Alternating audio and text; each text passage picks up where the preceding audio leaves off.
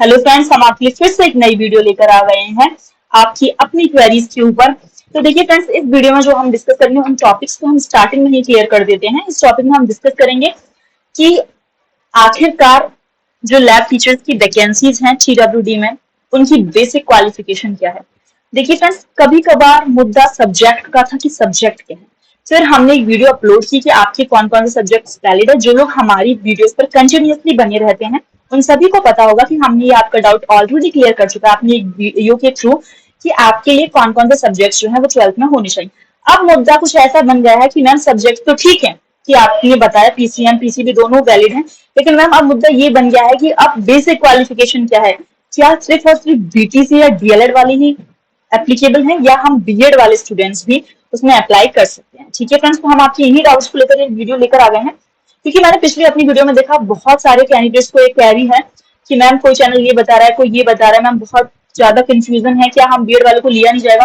ये confusion create हुआ है किसी मैसेज के कारण जो कि सर्कुलर हो रहा है। कुछ बच्चों का कहना है कि हमारे पास मैसेज आ रहा है कि आप चॉइस फिलिंग करा सकते हैं, लेकिन कुछ फिर उन्हीं बच्चों का कहना है कि लेकिन जब हम अपनी प्रोफाइल को ऑन कर रहे हैं तो हमारे ऊपर हमारे जो पहले उस पर लिखा रहा है वो लिखा रहा है कि you are not applicable for the choice filling. ये उन्हीं बच्चों का कहना है।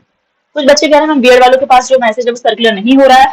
कुछ कैंडिडेट्स का कहना है कि मैम सिर्फ BTC या DLED वाले बच्चों के पास ही वो मैसेज जो है वो सर्कुलर हो रहा है। तो मैं आपकी जानकारी के लिए बता दूं, जिनके पास भी हो रहा हो, जिनके पास भी नहीं हो रहा हो, इसके लिए आपको वरीड होने की कोई जरूरत नहीं, क्योंकि इसमें कुछ ऐसे कैंडिडेट्स भी शामिल हैं जो BEd वाले हैं लेकिन फिर भी उनके पास ये मैसेज आ रहा है, और कुछ ऐसे कैंडिडेट्स हैं जो DLED वाले हैं, उनके पास फिर भी ये मैसेज आ रहा है। कुछ DLED वाले भी ऐसे हैं जिनके पास ये मैसेज नहीं आ रहा है, और कुछ BEd वाले भी ऐसे हैं जिनके पास ये मैसेज नहीं आ रहा है। तो इस मैसेज को लेकर गुमराह होने की एक वर्ड यूज किया है मैंने। कोई जरूरत नहीं है, भ्रमित होने की कोई जरूरत नहीं है आपको। हम आपको जो बताएंगे फुल ऑन आपके मध्य प्रदेश राजपत्र के अकॉर्डिंग बताएंगे, आपकी निर्देशिका के अकॉर्डिंग बताएंगे। फिर आप हमसे आकर बोलना कि मैम आपने जो बताया सही है गलत है। हम आप प्रूफ के साथ आपके डाउट को जो है वो क्लियर करने जा रहे हैं। तो देखिए फ्रेंड्स, ये है मध्य प्रदेश राजपत्र। ठीक है, इसे मध्य प्रदेश के एजुकेशन डिपार्टमेंट ने ही प्रिंट किया है, हमने आपने किसी ने भी नहीं किया है। तो इससे ज्यादा वैलिड प्रूफ कुछ हो ही नहीं सकता। और दूसरी बात देखिए फ्रेंड्स, आप डायरेक्टली केस पर मत पहुंच जाया कीजिए। मैंने देखा कि जब EWS वाले कैंडिडेट्स ने देखा कि उनके अधिकारों का हनन हुआ है, ऐसा उन्हें लगा कि हुआ है, ठीक है, तो उन्होंने बोला कि मैम हम केस कर देंगे। आपको फिर लगा कि ग्रेजुएशन वालों को मतलब सॉरी BEd वालों को लिया नहीं जा रहा, तो मैम हम केस कर देंगे। केस किस बेसिस पर करने चले जाते हैं मुझे समझ ही नहीं आता आप लोगों का। पहले क्या TWD डिपार्टमेंट ने आकर कुछ बोला आपसे? क्या उन्होंने कोई नोटिस पारित किया आपके लिए, पोर्टल पर अपडेट डाला कि हम BEd वाले बच्चों को नहीं लेंगे? क्या ऐसा कुछ हुआ? नहीं। TWD डिपार्टमेंट का कोई भी अधिकारी जो ऑफिशियल, उन्होंने आपको कुछ बोला आपसे? नहीं। तो जब कोई ऑफिशियली न्यूज वायरल हो ही नहीं रही है तो आप किस बेसिस पर केस करेंगे? पहले TWD को कुछ अपलोड करने तो दीजिए, पहले उन्हें अपना मुंह खोलने तो दीजिए कि आखिर वो चाहते क्या है। आप पहले ही हाइपर हो जाते हैं।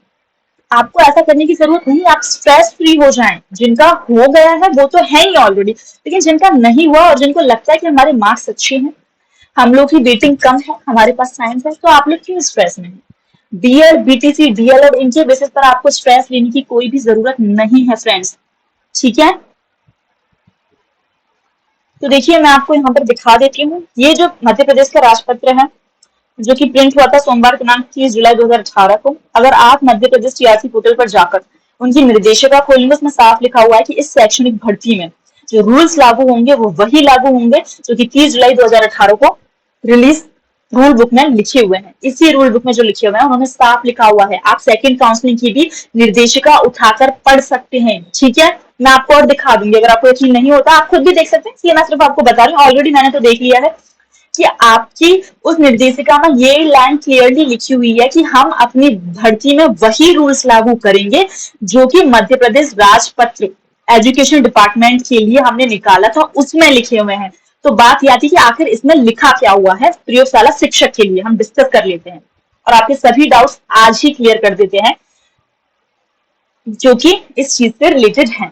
ठीक है, शैक्षणिक अर्हताएं तो ये है, और मैं पर्टिकुलरली क्योंकि आपको पता है शाला शिक्षा के लिए तो आपको अच्छे से पता है, या मैं बात कर लेती हूँ प्राथमिक शिक्षक के लिए आपको पता है, बात कर लेते हैं प्रयोगशाला शिक्षक के लिए कि आखिर बेसिक एलिमेंट्री एजुकेशन आपकी क्या है। ठीक है,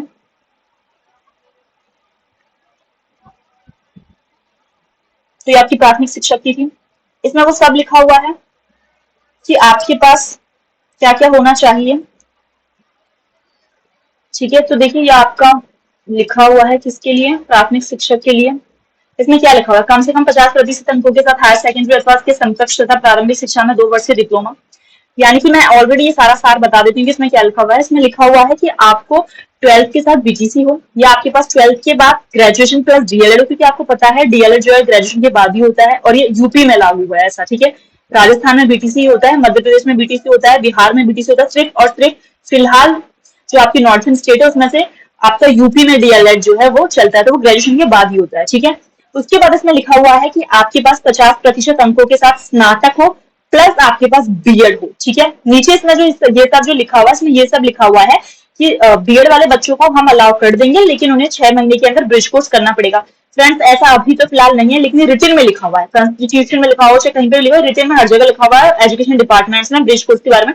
फिलहाल ये प्रैक्टिकली नहीं है, अभी इसको नहीं बनाया गया है, और बीएड बीटीसी का मुद्दा ऑलरेडी सुप्रीम कोर्ट में डला हुआ है, तो आप इसकी टेंशन ना लें, क्योंकि इस भर्ती में तो दोनों ही कैंडिडेट्स एप्लीकेबल है, बाद में बात की देखेंगे। ठीक है, ऊपर से इसमें लिखा हुआ है कि आपका वही डीएलएड हो, बीटीसी हो, बीएड हो, तीनों एप्लीकेबल। किसके लिए है ये, प्राथमिक शिक्षक, ये जो कि ऑलरेडी बन चुके हैं डीपीआई डिपार्टमेंट से। अब बात आती है किसके लिए, प्रयोगशाला शिक्षक के लिए। ठीक है, यहां हम पढ़ लेते हैं क्या लिखा हुआ है। विज्ञान विषय के साथ कम से कम 50% अंकों के साथ हायर सेकेंडरी प्रमाण पत्र या उसके समकक्ष, यहाँ पर समकक्ष लिखा होगा।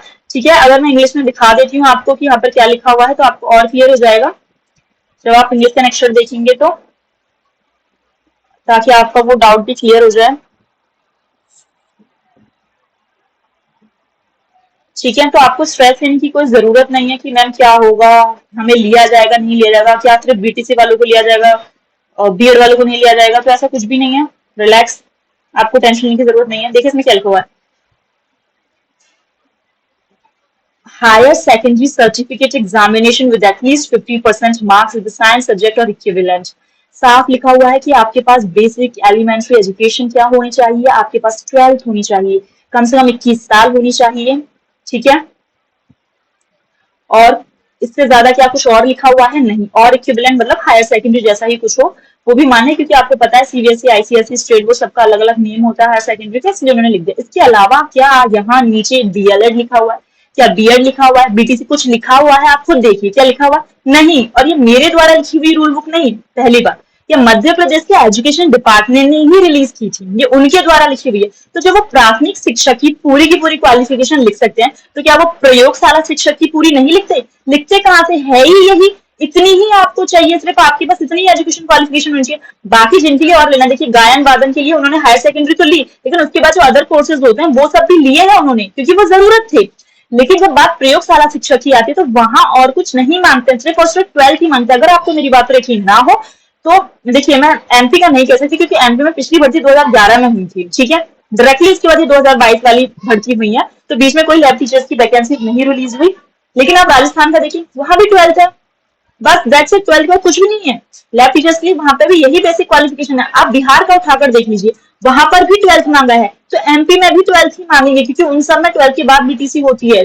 ठीक है, लेकिन बीटीसी इसमें मांगी नहीं है, बीएड कहीं लिखा नहीं है, डीएलएड कहीं लिखा नहीं है, तो क्या इसके अलावा वो कुछ मांगने, जब रिटिन में ही उन्होंने नहीं लिखा हुआ, तो आप क्यों टेंशन लें? कोई क्या कहता है, क्या बोलता है, क्या किसी ऑफिशियल ने आकर बोला आपसे, क्या किसी विभाग के ऑफिसर ने आपको ये वाली बात बोली कि हम सिर्फ डीएलएड को लेंगे, बीटीसी को लेंगे, बीएड को नहीं बोली, तो आप क्यों टेंशन ना, आपके पास तो रिटिन प्रूफ है।